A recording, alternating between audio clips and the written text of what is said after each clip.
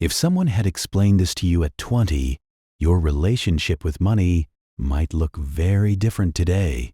Not because budgeting is complicated, it is not, but because the way most people first encounter the idea of a budget is as a punishment, a constraint, a list of things you are not allowed to do.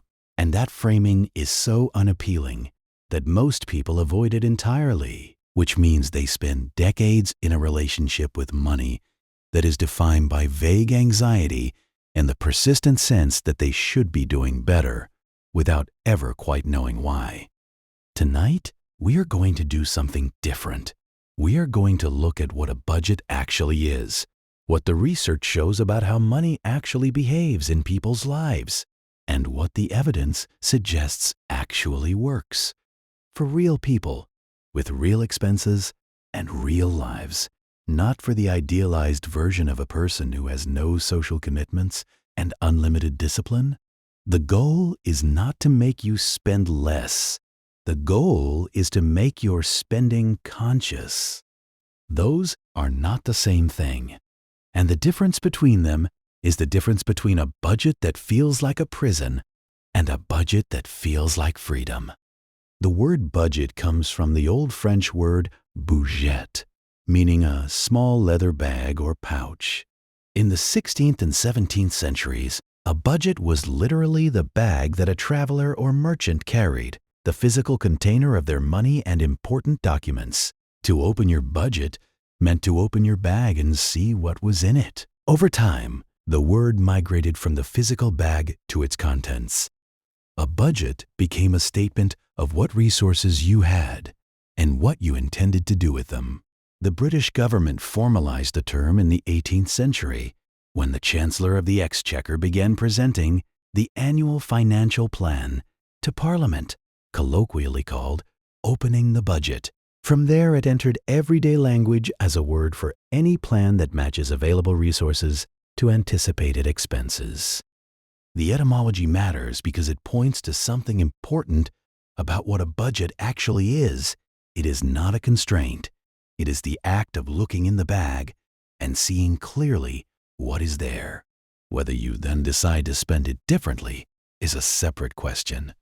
The looking itself, the clear-eyed inventory of what you have and where it goes, is the foundational act, and it is one that most people perform far less precisely than they believe.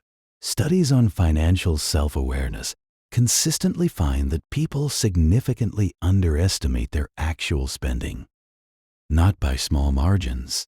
A study published in the Journal of Consumer Research found that people underestimated their monthly discretionary spending by an average of 40%.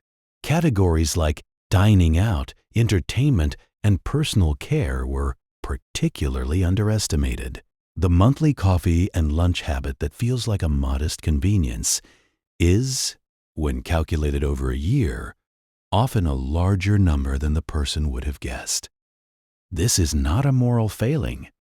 It is a feature of how our relationship with money actually works. We experience spending in individual transactions, each of which feels small. We do not naturally aggregate those transactions into annual totals and compare them to our income. A budget is simply the act of doing that arithmetic, of seeing the actual total rather than the felt impression of each individual moment. Before we talk about specific budgeting approaches, let us look at what happens in the financial lives of people who do not have any formal relationship with their money at all. Because this is the default. Most people in most countries operate without any explicit budget, and understanding what the default produces helps clarify what budgeting is actually solving. The default financial life for most people in consumer societies follows a pattern that behavioral economists have documented extensively.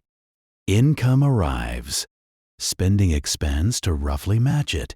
Savings happen, if at all, as whatever is left over at the end of the month after spending. And the leftover amount is typically much smaller than intended, because spending is not bounded by any explicit plan. The Nobel laureate Richard Thaler coined the term mental accounting to describe the way people actually manage money in the absence of formal budgeting.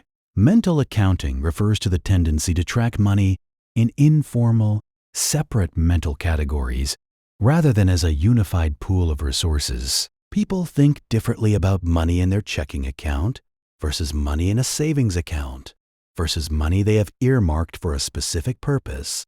Even when these are all legally and functionally interchangeable, they treat unexpected income, a bonus, a tax refund, a gift, differently from regular income. Even when the money is identical in value, they track expenses against informal mental budgets for different categories, a vague sense of how much they usually spend on food, on entertainment, on clothes, without ever formalizing those categories or comparing them to explicit limits. Mental accounting is not irrational. It is a heuristic, a cognitive shortcut that helps people manage complexity without tracking every transaction precisely. And in many contexts, it works reasonably well. People who use mental accounting tend to underspend their mental budget for important categories like rent and utilities because those feel important, and to roughly track their spending on food and transport because those are frequent and familiar. But mental accounting fails systematically in specific categories. It fails for infrequent large purchases where the spending does not fit neatly into a regular mental budget. It fails for subscription services, which are set and forgotten.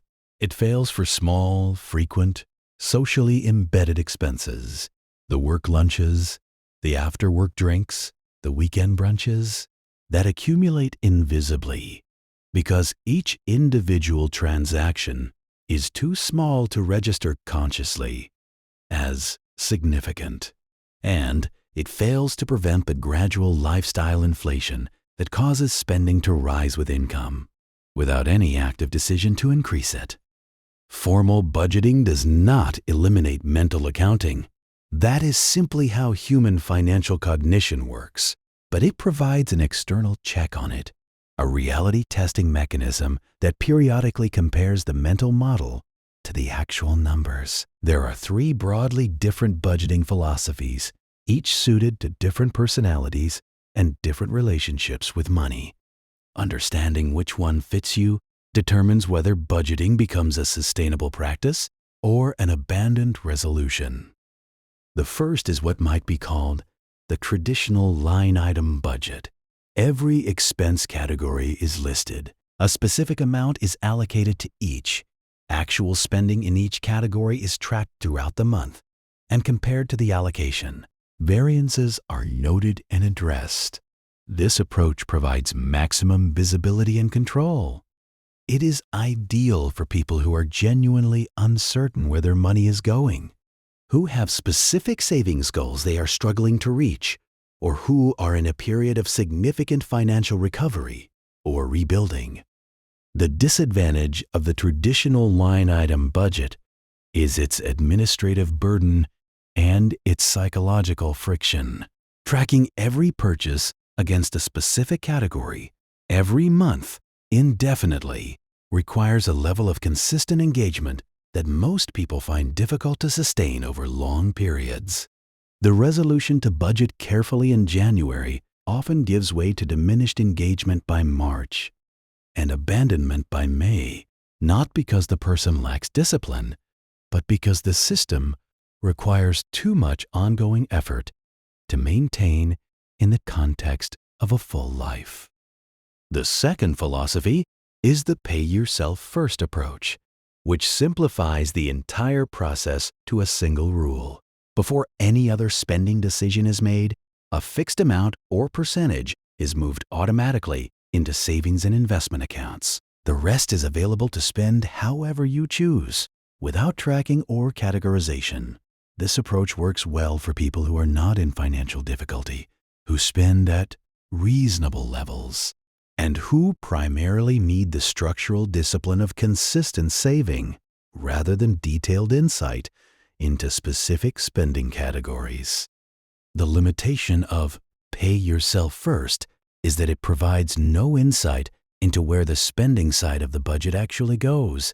If expenses are growing faster than income, or if a specific category is consuming a disproportionate share of the spending pool, the pay yourself first approach does not surface this information until the checking account balance becomes uncomfortably low.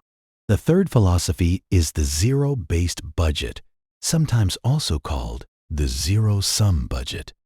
In this approach, every euro of income is assigned a purpose before the month begins. Fixed expenses are allocated first, then variable necessities, then discretionary categories, then savings and investment. The categories should sum to exactly the income, hence zero-based. Every euro has a job, and no euro is left unassigned. This approach requires the most upfront planning, the monthly allocation exercise before spending begins, but the least ongoing tracking, because the decisions have been made in advance. It is well suited to people who find in-the-moment spending decisions difficult, because the budget functions as a decision made in advance that reduces the number of active choices required during the month. Each of these approaches works for someone. The research on budgeting effectiveness suggests that the best budget is the one you will actually maintain, which is a function of your personality and your current financial situation, as much as of the objective merits of the system. There is a specific budgeting framework that became widely influential in the early 2000s through the work of Elizabeth Warren, then a bankruptcy law professor at Harvard, and her daughter, Amelia Warren Tyagi. Their framework was laid out in their book All Your Worth, published in 2005, and it proposed a specific allocation that they argued fit the financial circumstances of most American households.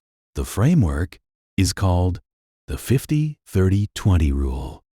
It divides after-tax income into three categories: 50% for needs, housing, utilities, food, transportation, minimum debt payments, healthcare, 30% for wants, dining out, entertainment, clothing beyond the minimum, subscriptions, hobbies, 20% for savings and debt repayment beyond minimums. The appeal of the 50-30-20 framework is its simplicity. 3 categories instead of 30. No tracking of individual transactions within categories. A clear benchmark against which to compare your current allocation. And a structure that leaves significant room for genuine enjoyment. 30% of income for discretionary spending is not a punishing budget. Warren and Tyagi were also careful to note that the categories should be treated as guideposts rather than rigid rules. The appropriate allocation depends heavily on where you live, your family situation, your income level, and your specific financial goals. In expensive cities, housing alone may consume 40% or more of after-tax income, leaving very little room for the other categories without adjustments elsewhere. For high earners, the 50% needs allocation may be unnecessarily generous, leaving room to increase the savings percentage. The framework's more important contribution was perhaps the distinction between needs and wants that it formalized. Most budgeting frameworks categorize expenses by type: housing, food, transport, entertainment. Warren and Tyagi categorized by necessity. Is this expense something your financial life genuinely requires, or is it something you choose? The distinction is often harder to draw than it first appears. A basic phone plan is a need. A premium streaming subscription is a want. A minimal grocery budget is a need. The specific quality of food you choose is partly a want. The exercise of drawing this line clearly for your specific life is itself a useful financial clarity exercise. There is a woman named Kumari who lived in London and worked as a junior architect in her late 20s. She described her financial life before she started budgeting as a kind of permanent low-level anxiety. She earned a reasonable income by the standards of her profession and her age, paid her rent, covered her expenses, contributed something to her pension, and at the end of most months had very little left over and no clear explanation for where it had gone. When she finally sat down and tracked her actual spending for a single month, the number that surprised her most was not any individual category. It was the food category, taken as a whole. She knew she spent money on groceries.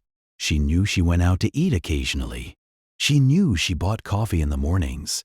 But the aggregate, groceries, restaurants, work lunches, coffee, the occasional takeaway, came to just under £600 per month, more than 30% of her after-tax income, more than she spent on rent after her flatmate's contribution.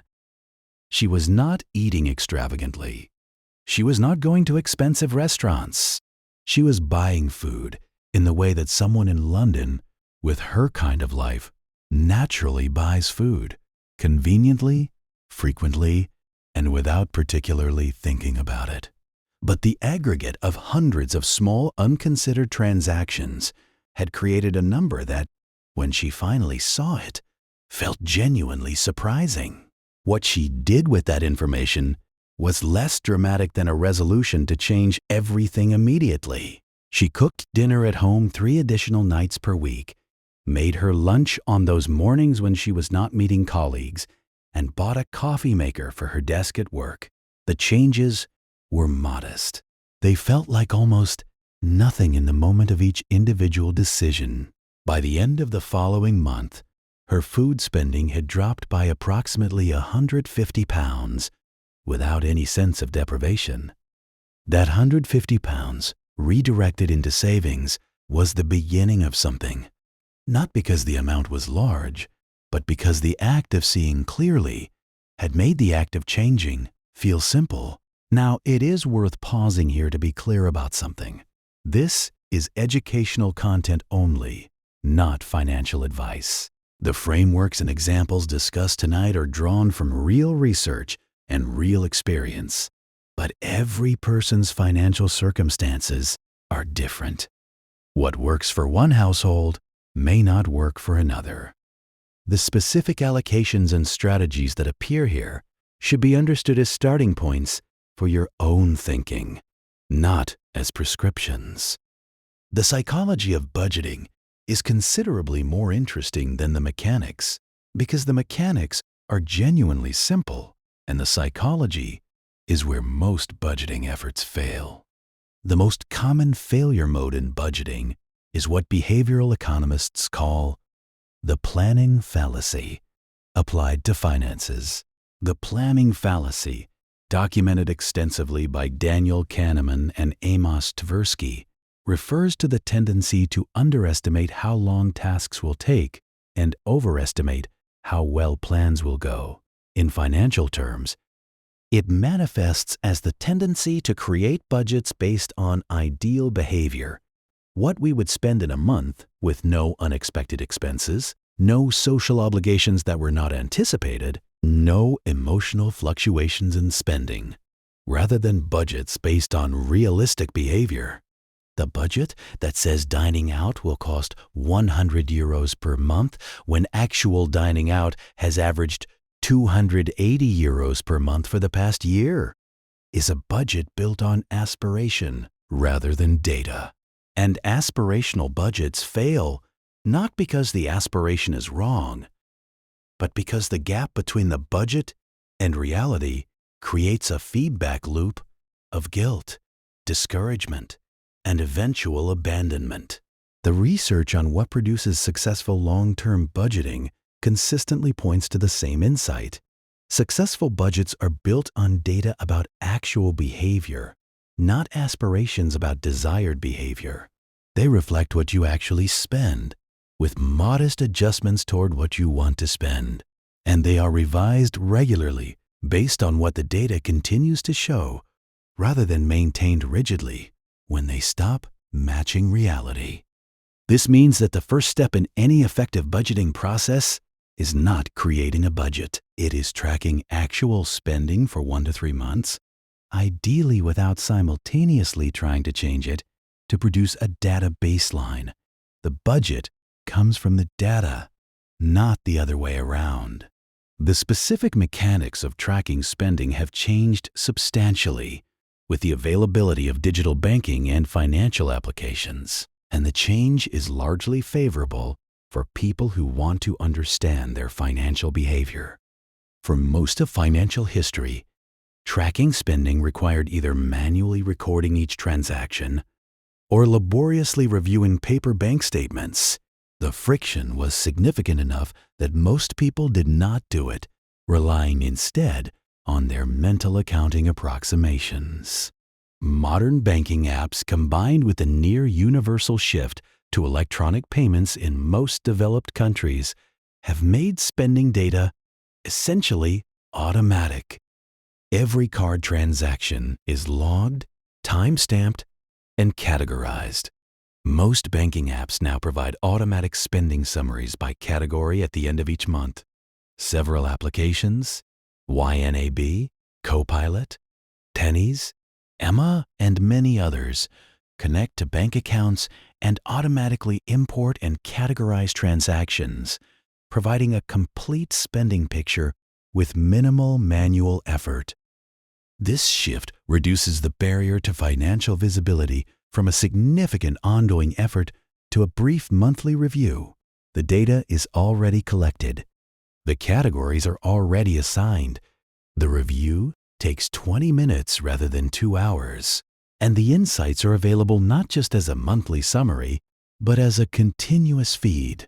You can see at any moment exactly where the month's spending stands across any category. The behavioral implication of this visibility is worth naming.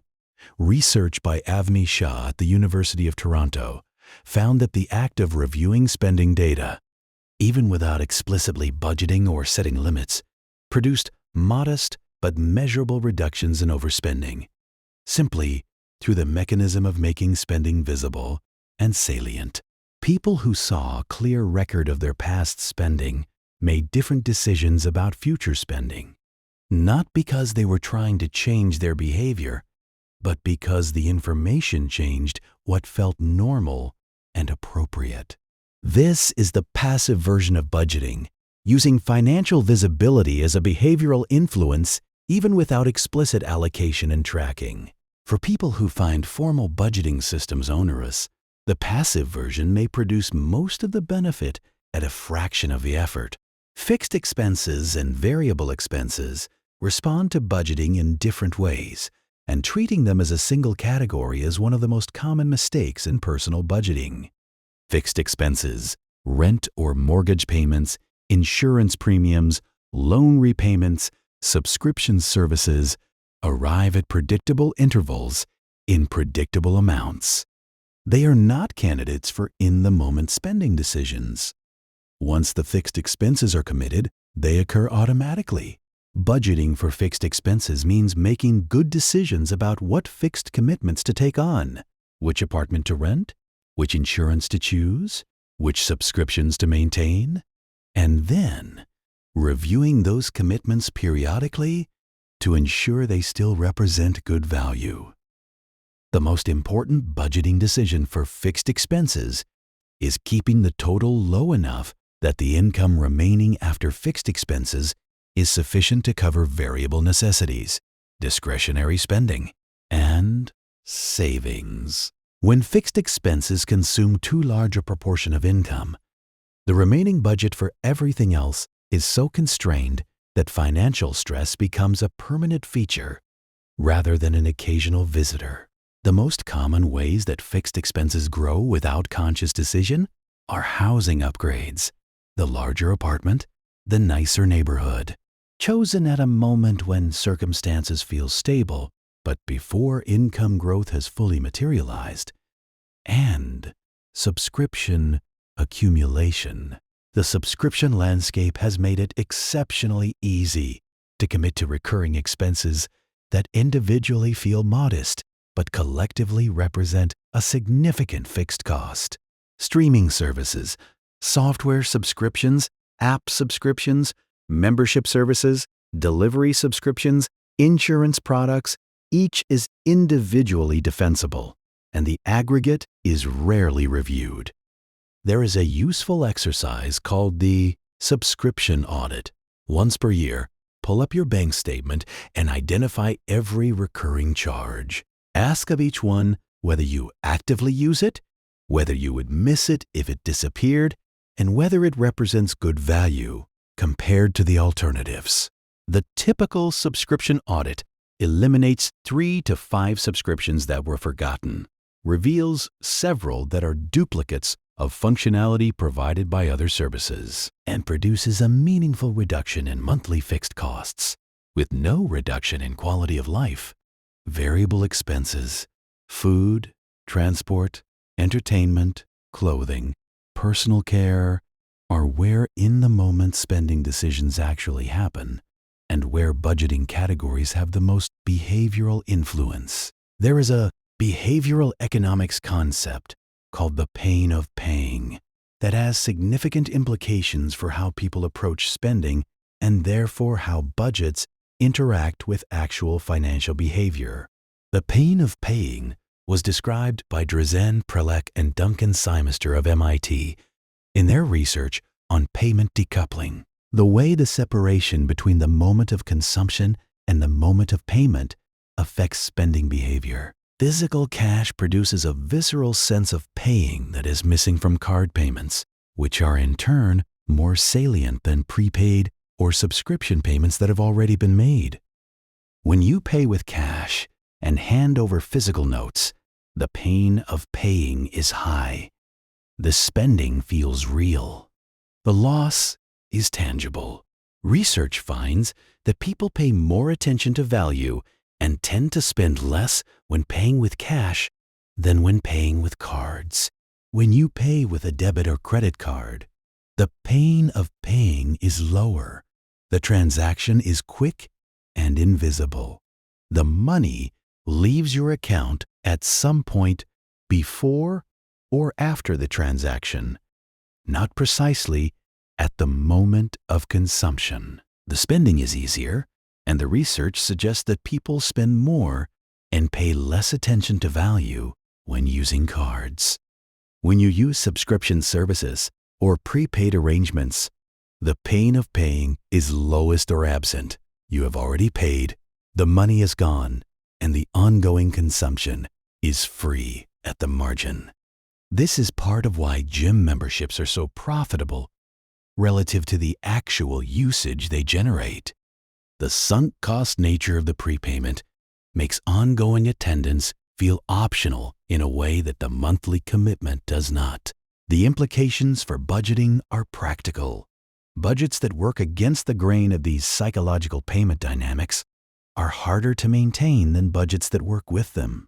Using cash for categories where you tend to overspend creates additional friction that reinforces spending awareness. Keeping certain categories off automatic payment and requiring an active payment decision maintains the pain of paying in categories where the automatic payment would desensitize you to the ongoing cost. There is a man named James Clear, known primarily for his book Atomic Habits and his work on the science of behavior change, who has written about the application of habit design to personal finance in ways that are relevant to budgeting. Clear's framework emphasizes the role of environment design in behavior change. The key insight is that behavior is significantly shaped by the context in which decisions are made. The available options, the default choices, the physical and social environment, and that changing behavior is often more reliably achieved by changing the environment than by increasing willpower or motivation. Applied to budgeting, this insight suggests that the most durable financial behaviors are those that have been embedded in environmental structures that make them the path of least resistance. Automatic savings transfers, set up before the paycheck hits the spending account, make saving the default. Meal planning and batch cooking on Sundays make eating at home the easy choice during the week. Unsubscribing from retailer email lists reduces the ambient shopping stimulus that generates impulse purchases. Removing shopping apps from the phone's home screen adds friction to unplanned purchasing. None of these interventions require willpower in the moment. They change what is easy and what requires effort. And because willpower is a finite resource that is depleted by the demands of a full day, making the desired behaviors easy and the undesired behaviors effortful is considerably more reliable than relying on willpower to maintain financial discipline under pressure. This framework also suggests that budgeting systems with lower friction are more likely to be maintained than those with higher friction. The budget that requires a 10-minute monthly review is more likely to be sustained over years than the budget that requires daily transaction tracking. The savings that happen automatically are more reliable than the savings that depend on a deliberate monthly transfer. The structure that works with a grain of how human psychology actually functions produces better outcomes than the structure that assumes infinite discipline. Couples and households face a specific dimension of budgeting that individual budgeting does not address: the coordination of multiple people's financial behavior around a shared financial plan. Research on financial conflict in relationships consistently finds that money is one of the most common sources of disagreement between partners, and that the most damaging form of this disagreement is not conflict about specific spending decisions, but conflict about the underlying values that financial decisions express. One partner values security and experiences financial risk as threatening. The other values freedom and experiences financial constraint as suffocating. These are not disagreements about numbers. They are disagreements about what money is for, shaped by individual histories, family patterns, and temperament. Research by Sonia Britt Lutter and colleagues at Kansas State University found that financial disagreements were the strongest predictor of relationship dissolution when controlling for other factors. Not the frequency of disagreements, but their specific financial character. Arguments about money tended to be longer, more hostile, less likely to be resolved, and more likely to include personal attacks than arguments about other topics. The mechanisms behind this are not mysterious. Money is proximate to survival in a way that most other sources of disagreement are not. Disagreements about money activate threat responses that disagreements about more abstract topics do not, and the values that financial decisions express. About security, about enjoyment, about responsibility, about the future, go deep in personal identity in ways that make them feel personal even when they are framed as practical. The financial practices that research on couples finds most effective for reducing financial conflict are not primarily budgeting systems. They are communication practices. Regular, structured conversations about finances, monthly financial dates as some practitioners call them, that create a context for discussing financial decisions before they become disagreements. Explicit conversations about financial values early in relationships, before financial entanglements make those conversations feel threatening. Agreed upon spending thresholds above which a joint decision is made rather than an individual one, and transparent access to shared financial information for both partners, so that neither is operating from incomplete information about the shared financial picture. The specific budgeting arrangement, fully merged finances, fully separate, or some hybrid, matters less than the quality of the communication around whatever arrangement is chosen. Couples with fully separate finances who communicate openly about money are typically in better financial shape and better relationship shape than couples with merged finances who do not. Let us talk about the specific challenge of budgeting through irregular income, because it is increasingly common and the standard budgeting advice designed for people with stable monthly salaries does not address it well. freelancers, contractors, self-employed individuals, commission-based workers, seasonal workers, people who supplement their income through various side activities. All of these people experience the fundamental challenge of income variability that makes fixed monthly budget allocations poorly suited to their situation. The most practical approach for irregular income begins with the concept of a base budget, a budget built around the lowest monthly income you can reasonably expect. Essential expenses only. The minimum viable financial life for your specific circumstances. Fixed expenses that this minimum income can reliably cover. And savings set at whatever modest rate this minimum income allows. In months when income exceeds the minimum, the surplus follows a predetermined allocation, not an improvised decision in the moment of receiving the money, which invites spending decisions made in the psychological state of feeling temporarily wealthy. A predetermined allocation, a specific percentage to taxes, a specific percentage to a savings buffer, a specific percentage to whatever irregular but anticipated expenses have not yet been funded, and a specific percentage available for discretionary spending. The savings buffer is particularly important for irregular income earners. The equivalent of 3 to 6 months of expenses maintained as liquid savings smooths the income variability into a stable monthly draw. High-income months contribute to the buffer. Low-income months draw from it. The buffer is what makes the minimum viable budget work in practice. It is the mechanism that allows the irregular income to function like a regular income for budgeting purposes. Tax management is a particular challenge for self-employed and freelance income earners in most countries, because tax on this income is not withheld automatically. Setting aside a percentage of every payment received, typically in the range of 20 to 30% depending on jurisdiction and income level, before the money enters, the operating account prevents the predictable crisis of an unexpected tax bill that was foreseeable all along. There is something called budget drift that happens slowly and invisibly in financial lives that are otherwise reasonably well managed.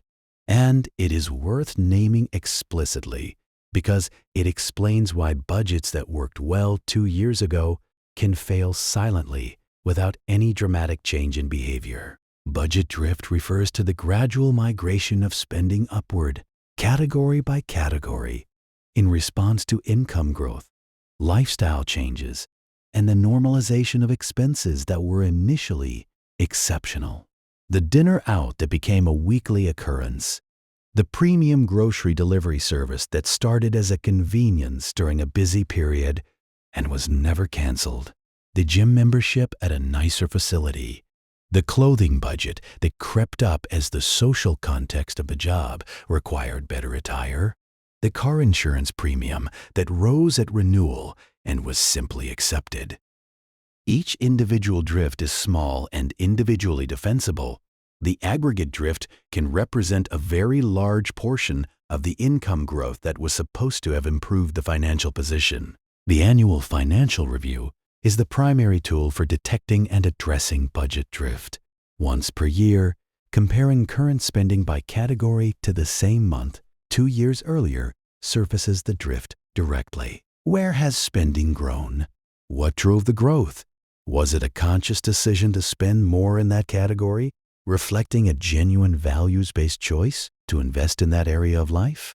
Or was it drift, the gradual normalization of more expensive habits without any active decision to change them? The answer determines the response.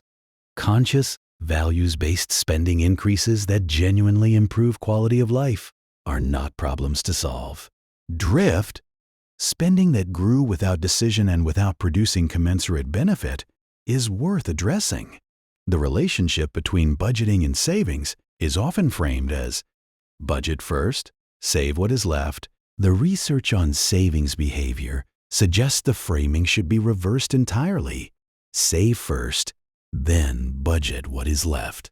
The difference is not merely rhetorical. It reflects something true about how human financial psychology works in practice. When savings are the last thing funded, when they depend on there being something remaining at the end of the month after all spending decisions are made, they are the most vulnerable element of the financial plan. The spending that precedes them is open-ended, and spending tends to expand to fill available space. The savings are what the expansion has not yet consumed. When savings happen first, when a fixed amount or percentage is moved automatically to savings and investment accounts before the spending account, seize it. The savings are protected from spending. The spending must operate within what remains. The constraint is real and immediate, and the savings are consistent regardless of what happens in the spending domain during the month. Pay yourself first is not just a catchy phrase. It is an accurate description of a structural arrangement that makes savings the non-negotiable first allocation, rather than the dependent last allocation. And the research on savings outcomes is clear that this structure produces meaningfully higher savings rates than the save what is left approach, holding everything else constant. The specific implementation, how much to save, in what account, for what purpose, is secondary to the structural principle, automated, before spending, consistent. These three properties, applied to saving, are worth more than any specific optimization of the savings vehicle or rate. Let us think now about what a sustainable budgeting practice actually looks like over the long term, because the initial energy of a new budgeting system is not what sustains it. What sustains it is that the system is simple enough to maintain with minimal ongoing effort, flexible enough to accommodate the variability of real life, and meaningful enough to stay connected to the actual reasons you started. The single most common reason people abandon budgets is that the system becomes more burdensome than the financial benefit justifies. The detailed tracking that felt useful and revelatory in the first 2 months becomes tedious by month 4 and is abandoned by month 6. The categories that seemed logical at the start do not map well to actual life. The budget that assumed no irregular expenses cannot absorb the car repair, the dental bill, the travel for a family occasion. The most durable budgeting systems tend to have a small number of categories, between 5 and 10, not 30. They build explicit provision for irregular expenses, a category sometimes called sinking funds, where a monthly contribution accumulates toward anticipated annual costs like car maintenance, clothing, travel, home repairs, or holiday gifts.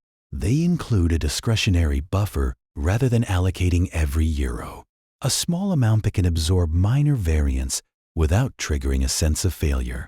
And they are reviewed less frequently than daily, but more frequently than annually.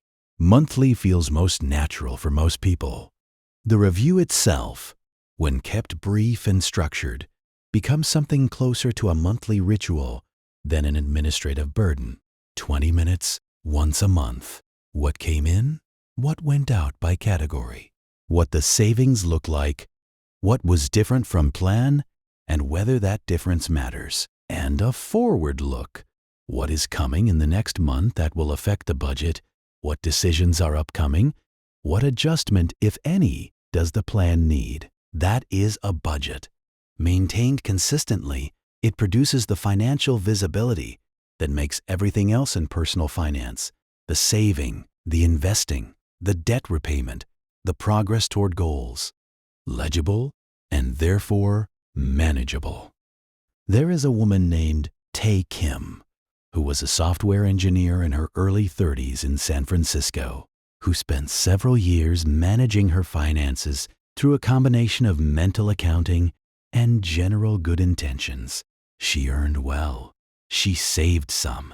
She contributed to her company's retirement plan, up to the employer match. She was not in financial difficulty by any normal measure. She started tracking her spending not because anything was wrong, but because she had a specific goal. She wanted to accumulate enough of a down payment to buy a property within 3 years. The goal had a number. The number required a certain monthly savings rate, and the savings rate required understanding where the money actually was. When she looked at the data, she found something she described as both completely obvious and genuinely surprising. Her spending on food and drink. All of it, from the grocery store, to the lunch spots near the office, to the restaurants and bars where she spent time with friends, came to roughly $2,000 per month. In a city as expensive as San Francisco, this did not feel excessive. Her social life happened in restaurants and bars. Her colleagues also spent at this level. The individual expenses were each reasonable. But $2,000 per month on food and drink is $24,000 per year, and $24,000 per year redirected to savings would have funded her down payment goal in 18 months rather than 3 years. The goal that felt distant was in fact located primarily in the category she had never examined because it never felt like a problem. She did not become a hermit. She did not stop going to restaurants. She cooked at home more, negotiated a regular home dinner night with her friend group, and found that the conversations they had over dinners she had cooked were often more interesting than the conversations at the places they usually went. Within 14 months, she had her down payment. She bought the property. And what she remembered most vividly, several years later, was not the process of saving. It was the clarity, the specific feeling of understanding exactly where her money was going and knowing that she was deciding rather than drifting.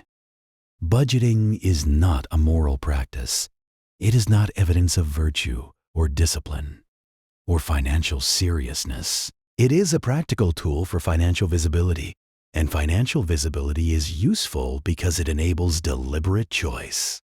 The person who knows exactly where every euro goes and decides consciously to spend $300 a month on restaurants because they genuinely love food and that category brings them real satisfaction, is in a better financial relationship with that spending than the person who spends the same amount without knowing it. Same money, different relationship. The first is choosing. The second is drifting. And the difference between choosing and drifting is not visible in the bank statement. It is visible in the felt quality of the financial life. Budgeting brings spending into the realm of choice, which is the realm of meaning, which is where the financial life at its best actually lives. Let us now go deeper into the specific mechanics of sinking funds, because they are one of the most practically powerful budgeting tools available and one of the most consistently underused. The concept of a sinking fund comes originally from debt finance. In corporate and government finance, a sinking fund is a reserve accumulated over time to retire a specific debt when it comes due. Money set aside gradually so that a large future obligation can be met without a sudden large outflow. The same principle applied to personal finance refers to money set aside regularly for large, anticipated, but irregular expenses. Most personal budgets fail to account for irregular expenses. The monthly budget tracks monthly spending, but life is full of expenses that do not arrive monthly. They arrive annually, semi-annually, or occasionally but predictably. Car insurance, paid annually. Vehicle maintenance that is roughly predictable in aggregate, even if unpredictable in specific timing. Home repairs and maintenance. Medical and dental expenses not fully covered by insurance. Annual subscriptions. Clothing particularly seasonal. Holiday gifts. Travel. The registration and maintenance of any vehicle. These are not emergency expenses. They are not unexpected, or they should not be. They are known future expenses that require money when they arrive. When there is no sinking fund for these expenses, they must be funded from whatever is in the current month's budget, or from savings that were intended for other purposes, or from debt. Each of these alternatives is worse than having the money ready. The current month's budget is disrupted. The savings are depleted below their target. Or the debt attracts interest. A sinking fund converts these irregular large expenses into small, regular contributions that accumulate invisibly until they are needed. Car insurance that costs 1,200 euros annually becomes 100 euros per month, moved into a dedicated sub-account. The car maintenance budget that averages 800 euros per year becomes 67 euros per month. Holiday gifts budgeted at 500 euros become 42 euros per month from January. The specific mechanism used to implement sinking funds varies. Some people use multiple savings accounts, one for each major sinking fund category. Some banks allow named sub-accounts that can be managed within a single account structure. Some people use a simple spreadsheet that tracks the balance of each sinking fund in a single savings account. The specific mechanism matters less than the principle. The money is set aside. It is not in the spending account. And when the expense arrives, the money is ready. The psychological benefit of sinking funds extends beyond their practical function. They replace the specific anxiety of known future expenses, the car insurance bill coming in autumn, the dental work that was recommended but not scheduled, the holiday season spending, with a sense of having prepared. The money is already being accumulated. The bill, when it arrives, is not a crisis. It is simply the moment when the preparation pays off. Let us talk about something that most budgeting guides address only superficially: the relationship between a budget and debt repayment, and the specific ordering of financial priorities that the evidence supports.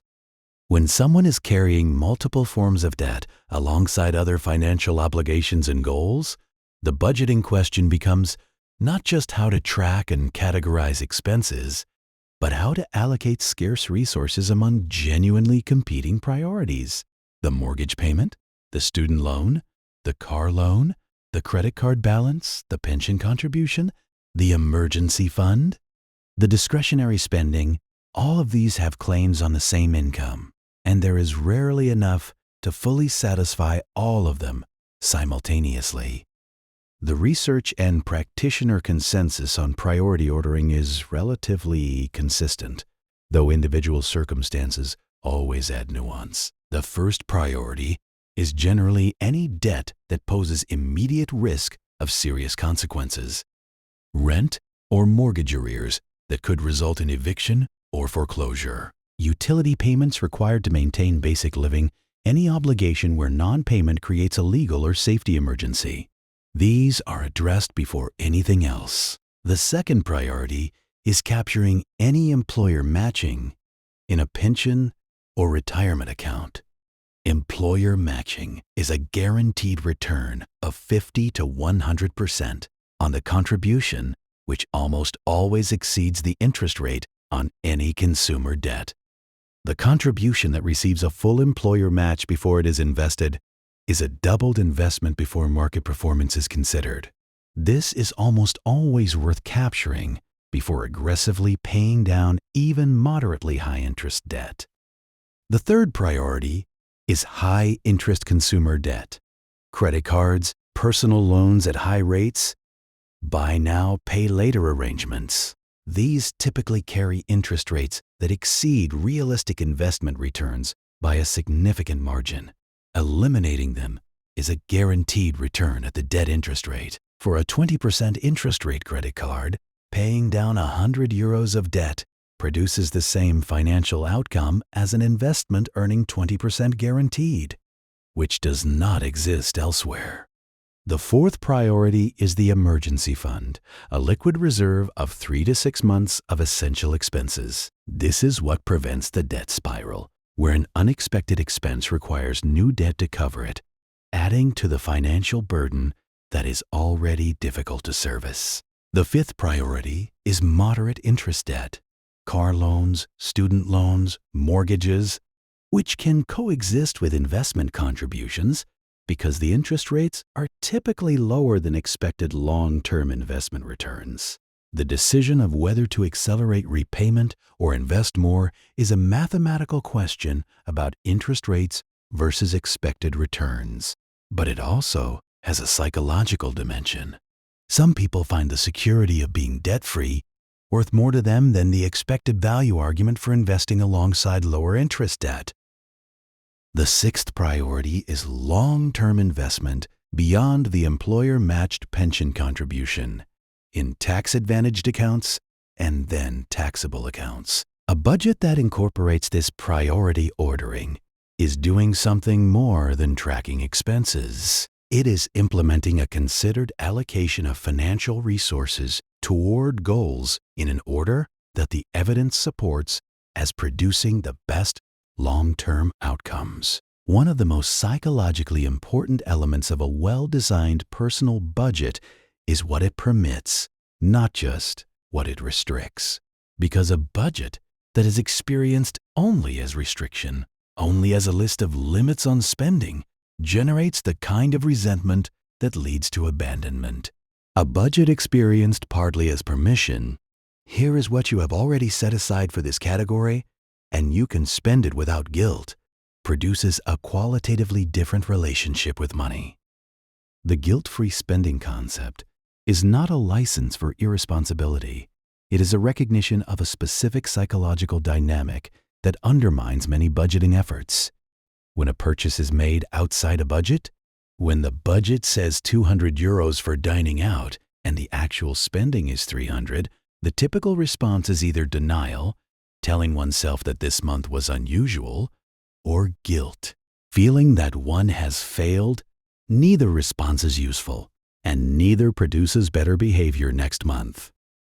When a purchase is made within a budget, when the food budget is fully funded and a nice dinner is a deliberate use of allocated resources, the spending is guilt-free, not because the money is different, because the decision is different. The dinner was planned for, the money was set aside. The spending is not a failure of discipline. It is a success of planning. This psychological shift from spending as a series of potentially guilty decisions to spending as the execution of a plan that was consciously designed is one of the most significant and least discussed benefits of budgeting. The budget does not make you spend less. It makes what you do spend feel legitimate. And legitimate spending has a different quality. It is enjoyed more fully without the background hum of financial anxiety that spending outside a budget often carries.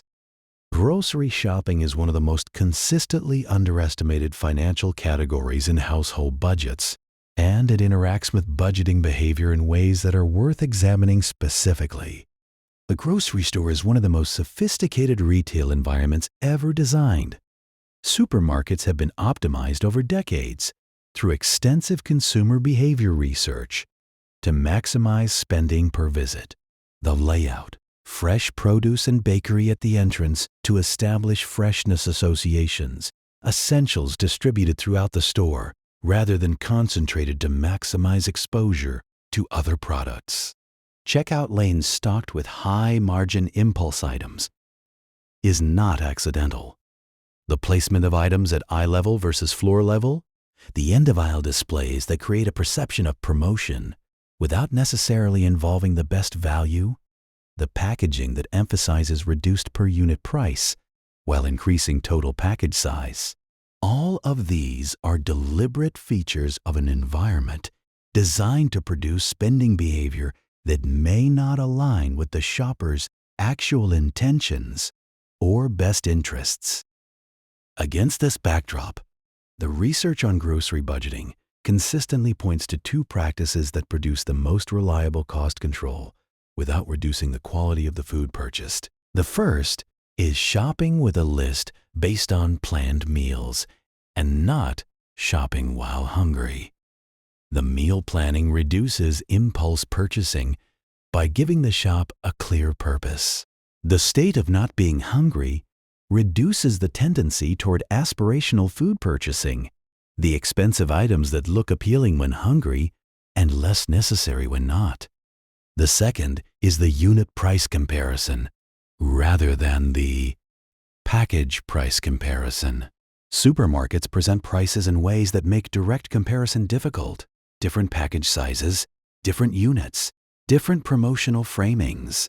The per kilogram or per liter unit price, which most supermarkets are now legally required to display, alongside the package price, allows genuine comparison across sizes and brands. Shopping by unit price consistently reveals that the mid-range own-brand product often provides better value than either the premium branded product or the very cheap option, whose quality may not justify the saving.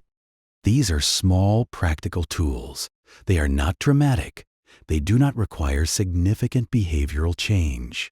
But the research on household food spending finds that households that use meal planning and list-based shopping consistently spend 15 to 25% less on food than households with similar incomes and dietary standards who shop without a list, without reducing their satisfaction with the food they eat. The digital infrastructure of personal finance has reached a level of sophistication where some of the most powerful budgeting support is now fully automated, and understanding what tools exist and how to use them is increasingly part of what financial management looks like in practice. Open banking regulations in Europe and equivalent frameworks in other major markets have created a financial data layer that allows authorized third-party applications to access your banking transaction history and build useful services on top of it. This is what enables the modern generation of personal finance applications to automatically import, categorize, and analyze your spending without requiring manual data entry. The implications for budgeting are significant. The primary barrier to budgeting, the administrative burden of tracking spending, is substantially reduced. The monthly spending picture that previously required hours of work to construct is now available automatically, with reasonable categorization accuracy, in any of several widely available applications. The most widely used budgeting application in the English-speaking world, YNAB, or You Need a Budget, takes a specific philosophical approach that distinguishes it from applications that simply track and categorize spending. YNAB is explicitly built around the zero-based budgeting philosophy. Every euro must be assigned a job before it is spent. The application guides users through assigning each incoming payment to specific budget categories, prompts them to reconcile transactions daily or weekly, and provides a real-time view of how much remains in each category. The YNAB approach requires more ongoing engagement than a passive spending tracker, but produces more behavioral influence because the act of assigning each euro to a category makes the budget active and present in spending decisions rather than retrospective. Users report a characteristic shift in how they think about money, from thinking in terms of account balance to thinking in terms of what specific goals and categories the available money is already spoken for. Emma, Copilot, and similar applications in various markets take a lighter touch approach, primarily tracking and categorizing with less prescriptive budget allocation. These work better for people whose spending is generally well managed and who primarily need visibility rather than active guidance. The specific application matters less than the habit of engagement. A free spreadsheet used consistently produces better financial outcomes than a premium application used occasionally.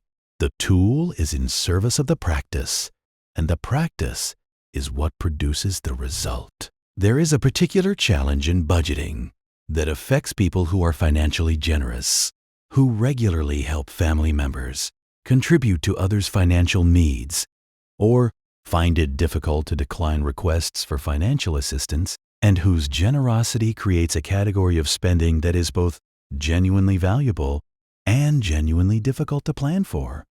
Financial generosity is a real and meaningful part of many people's lives.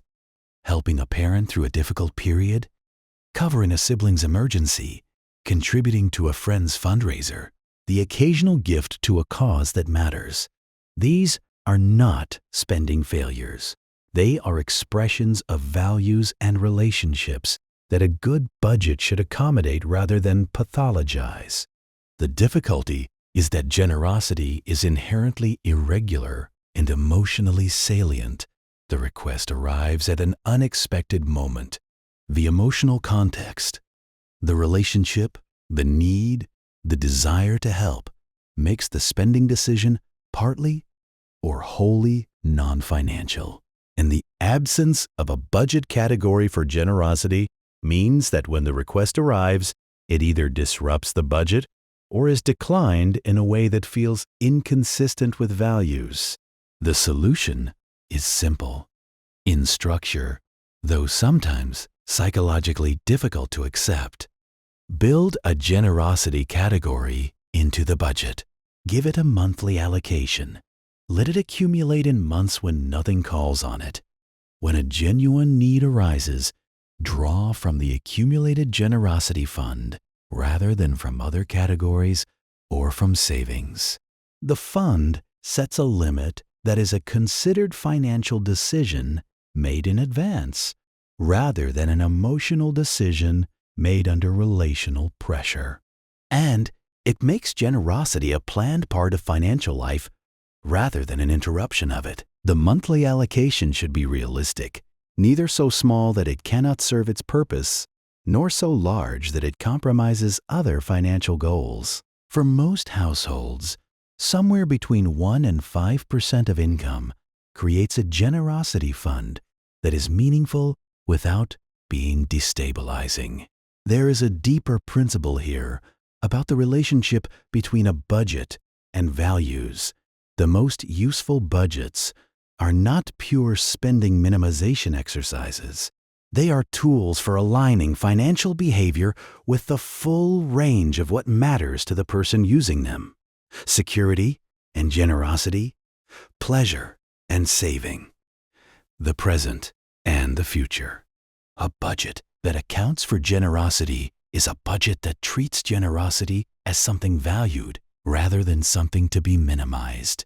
And that framing changes both the experience of having the budget and the likelihood of maintaining it. There is a budgeting concept called the values audit, which is less well known than the spending audit, but arguably more foundational. While a spending audit tells you where your money goes, a values audit tells you where your money should go, from the specific perspective of your own stated priorities. The values audit begins not with your bank statement, but with a list of what you genuinely value. Not what you think you should value, not what your culture suggests you should value, but what you have observed through honest reflection actually produces well-being and meaning in your life. The relationships that matter most, the experiences that produce the most genuine pleasure or growth, the activities that feel most aligned with who you want to be, the things you protect even when money is tight, because their value is clear. Once that list exists, the comparison with actual spending is revealing.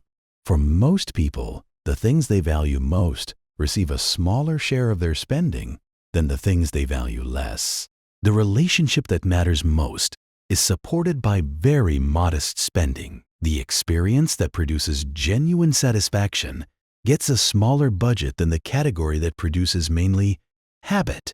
The activity that feels most meaningful is done infrequently because it was not formally budgeted for. This misalignment is not primarily the result of weakness or poor discipline. It is the result of not having made the connection explicit. Most people have not compared their spending allocation to their values allocation because they have not had both lists in the same place at the same time. The values audit creates that comparison, and the result, typically, is not a resolution to spend less. It is a resolution to spend differently, to reallocate from categories that reflect habit and social pressure toward categories that reflect genuine values. The restaurant dinners that happen primarily because colleagues go, and it would be odd not to. The subscription that accumulates content you intend to watch, but rarely do. The clothing purchases that reflect a social expectation rather than genuine enjoyment. These are spending that may not need to increase. They are spending that may be crowding out spending that would genuinely matter more. A budget built on this values-first foundation is qualitatively different from a budget built on expense tracking alone. It is not primarily about what you should spend less on. It is about what you should spend more on relative to what you have been spending. And it comes with its own internal motivation. You are not following a rule, you are expressing your own priorities. There is a researcher named Hal Hershfield, a behavioral finance professor at UCLA, who has spent years studying the psychological relationship between people's present selves and their future selves. His work has direct implications for budgeting and saving because it reveals something counterintuitive about why saving is so psychologically difficult for most people. Hirschfield's research used neuroscience techniques to examine what happens in the brain when people think about themselves in the future.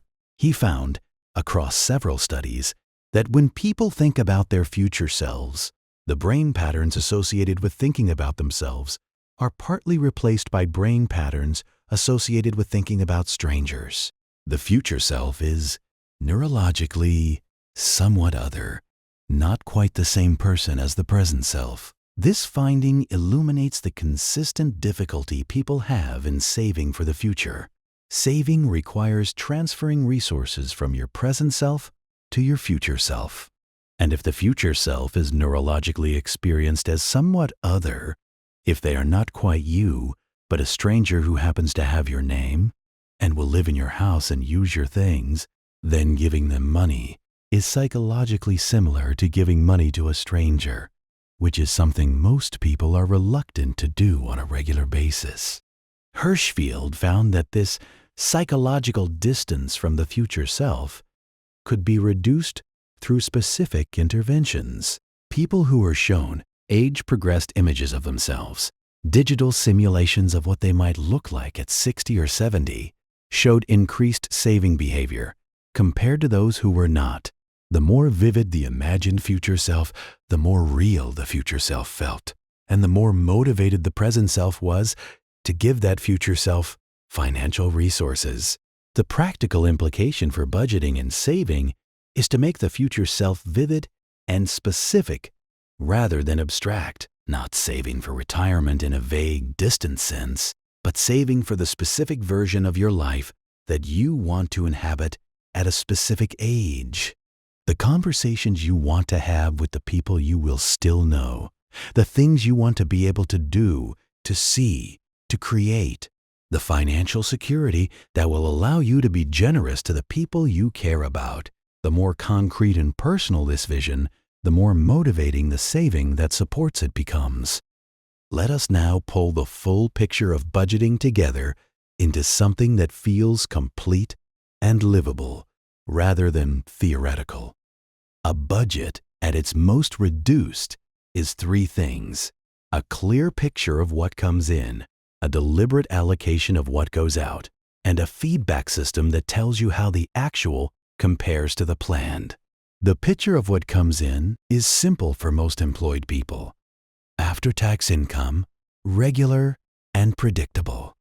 It is more complex for people with variable income, and the base budget approach handles that variability by designing around the minimum rather than the average. The allocation of what goes out begins with the non-negotiable fixed expenses, the commitments already made that will occur regardless of any decision in the current month. Then the necessary variable expenses, the food, transport, utilities, and other costs that are not fixed in amount, but are fixed in necessity. Then the savings and debt repayment allocations, the money that belongs to the future rather than the present. Then the sinking fund contributions for known irregular expenses. And finally, the discretionary categories, the spending that reflects choice rather than necessity. The feedback system is the monthly review. 20 minutes, actual versus planned by category. What was different? Whether that matters. What adjustment the plan needs for next month. The review is not a judgment. It is information. The variance between planned and actual is data to understand, not a grade to feel good or bad about. Over time, this practice builds a financial self-awareness that is cumulative. You learn your own patterns, the categories where your spending is reliably on plan, the categories where it consistently drifts, the times of year when spending is predictably higher, the emotional states that correlate with unplanned spending, and as that self-awareness accumulates, the gap between planned and actual spending gradually narrows, not because willpower has increased, but because the understanding has. That narrowing is what financial progress actually feels like from the inside. Not a dramatic transformation, a gradual clarification, a growing sense that the financial life is comprehensible and manageable and yours, that you are deciding how it goes rather than being carried along by it. That is what a budget actually is. That is what it actually does. And that is why, despite its unglamorous reputation, it remains one of the most powerful and most underused tools in the personal finance toolkit. There is a specific life transition that disrupts budgets more reliably than almost any other, and that is worth discussing explicitly because it is universal and because the financial disruption it creates is almost entirely predictable and therefore almost entirely preventable. The transition is a significant income change, whether upward or downward, and the specific way that budgets fail to adjust to it. When income drops significantly through job loss, a career change, a period of reduced hours, the transition to self-employment, or any other mechanism, the most common budgeting failure is not recognizing the need to adjust the spending side of the budget immediately. Fixed expenses that were reasonable at the previous income level become unreasonable at the new one. Variable expenses that felt comfortable become strained. And the adjustment is delayed because the situation feels temporary, because the fixed commitments cannot be changed instantly, and because the psychological resistance to reducing a lifestyle that has become normal is real and significant. The households that navigate income drops most successfully are those that make explicit budget adjustments within the first month of the reduced income, rather than waiting to see how things develop. The waiting allows the gap between income and spending to persist and accumulate. The early adjustment prevents the gap from becoming a crisis. When income rises significantly through a promotion, a bonus, a new job, a successful business period, the budget failure is the mirror image. The spending rises immediately to absorb the new income. The fixed expenses upgrade. The variable categories expand. The lifestyle ratchets upward. And by the time the income increase has settled into the financial life, the savings rate is unchanged or lower than it was before. The households that benefit most from income increases are those that explicitly budget the increase before it arrives, that decide in advance what fraction of additional income will be directed to savings, what fraction to debt repayment, and what fraction to lifestyle improvement. This pre-commitment prevents the default absorption of the entire increase by lifestyle inflation. And because the decision is made before the money is felt, it does not activate the loss aversion that makes deciding to save money after you have started spending it so much harder. There is a simple question that sits at the center of all budgeting, beneath the tools and frameworks and category allocations, and it is this: what do you want your money to do? Not in the abstract, not the version of the answer that you think a financially responsible person should give. What do you actually want your money to do? For you, specifically, in your specific life, given what you know about what actually makes your life feel good to live. For some people, the honest answer involves a high priority on security, having a large emergency fund, low debt, and a substantial investment portfolio, even at the cost of present consumption. For some, it involves a high priority on experiences, travel, concerts, meals with people they love, even at the cost of a slower accumulation of assets. For some, it involves generosity as a genuine first priority, giving substantially before allocating to their own consumption or savings. None of these answers is wrong. They are different value orderings, and a budget is, at its most fundamental, a tool for implementing your own value ordering rather than someone else's. The budgeting advice that works best is not the advice that tells you how to spend less.